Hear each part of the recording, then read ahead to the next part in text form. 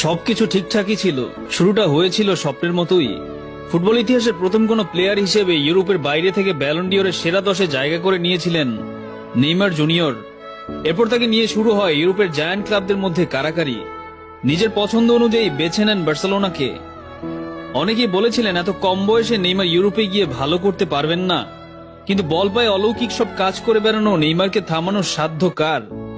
বার্সেলোনায় যোগ দিয়ে প্রথম সিজনেই করলেন বাজিমাত। নিজের সর্বশেষ সিজনেও দলকে জেতালেন চ্যাম্পিয়ন্স লিগ। বার্সার লাস্ট চ্যাম্পিয়ন্স লিগ জয়ের পেছনে নেইমারের ভূমিকাই ছিল সবচেয়ে বেশি। করেছেন প্রত্যেকটা নকআউট স্টেজে গোল। জাতীয় দলের শুরুটাও হয়েছিল দুর্দান্ত। ম্যাচ প্রতি নেইমারের গোল অ্যাসিস্ট মেসি রোনালদোর চেয়েও বেশি। কনফেডারেশনস কাপের ফাইনালে ওই সময়ে টানা 34 ম্যাচ অপরাজিত থাকা স্পেনকে বধ করেছেন একাই। এরপর ব্রাজিলকে এনে দিয়েছেন একমাত্র অধরা অলিম্পিক মেডেল। নিজের প্রথম বিশ্বকাপটাও শুরু করেছিলেন রূপকথার মতো।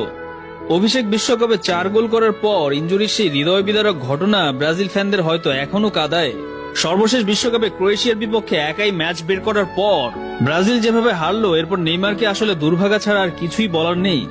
বিশ্বকাপ বললেই যে ব্রাজিলের কথা প্রথম মাথায় আসে, সেই ব্রাজিলের সর্বোচ্চ গোলদাতার নামের পাশে নেই কোনো বিশ্বকাপ।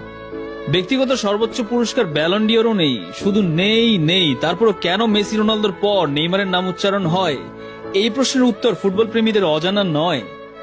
ব্রাজিল ফুটবলের আদি সৌন্দর্য রোনালদিনহোর পর নেইমারই বহন করেছেন। যেন স্বর্গ থেকে আসা চোখের ট্রিট। নিখুঁত পাস, চোখ ধাঁধানো ফ্রিকিক কিংবা ভেবাচাকে খাওয়ার মতো পেনাল্টি, কোনো দিক দিয়ে কমতি নেই তার। ক্যারিয়ার জুড়ে যে জিনিসটা কমতি ছিল সেটা বোধহয় ভাগ্যের ছোঁয়া। বড় টুর্নামেন্টের মাঝপথে কিংবা শুরুর আগে ইনজুরি থেকে বাদ পড়া, ক্লাবে বারবার ইনজুরির দখল, ক্যারিয়ার জুড়ে এসবই ছিল মূলত নেইমারের নিত্য সঙ্গী।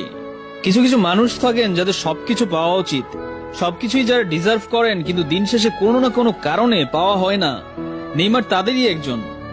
তাতে কি, দলগত কিংবা ব্যক্তিগত বড় কোনো অর্জন ছাড়াই নেইমার কোটি কোটি ভক্তের যে ভালোবাসা পেয়েছেন,